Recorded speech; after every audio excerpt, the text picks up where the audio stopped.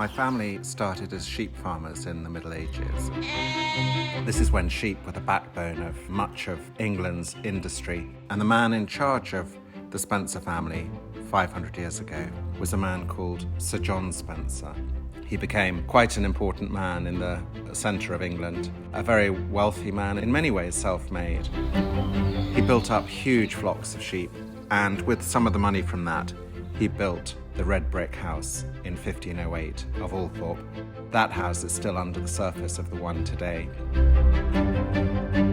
It's extraordinary to think that something as humble as sheep farming could produce a great house such as this. But back in the 15th, 16th century, it was hugely important to England's wealth.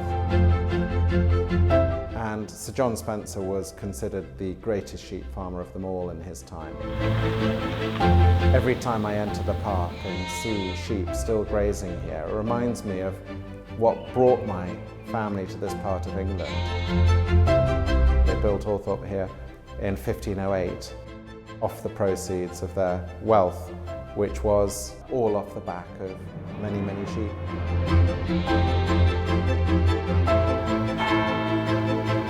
The driving force of his life was Christianity. He rebuilt the church of St. Mary's in Great Brinkton, and on the side he constructed a family chapel. And he had this double tomb designed for himself and his wife Isabella. This beautiful, classically early 16th century tomb with him lying there for posterity. On the tomb here, what we see, this effigy, is a likeness of Sir John Spencer from 500 years ago. So it's in 3D. It's such an extraordinary expression of a man who's been dead for 19 generations. The music that we are using at this service of commemoration and celebration is by a musician who was very popular in the court of King Henry VIII, when Sir John Spencer would have doubtless heard this music.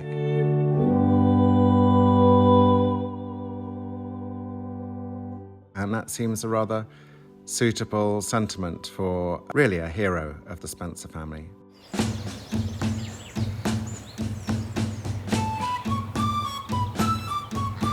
We know that he was an incredibly successful farmer, much respected for his views on agriculture, but he became much more than that.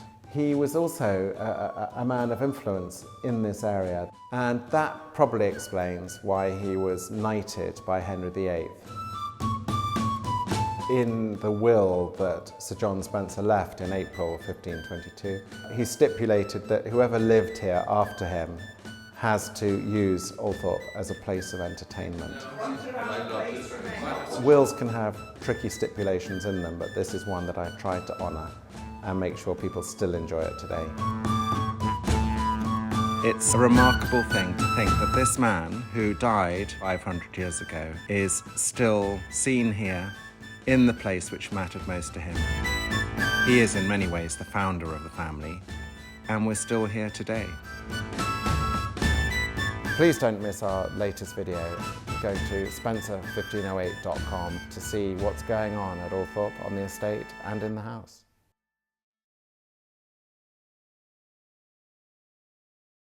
Don't miss the next video. Be sure to subscribe to the Spencer 1508 YouTube channel.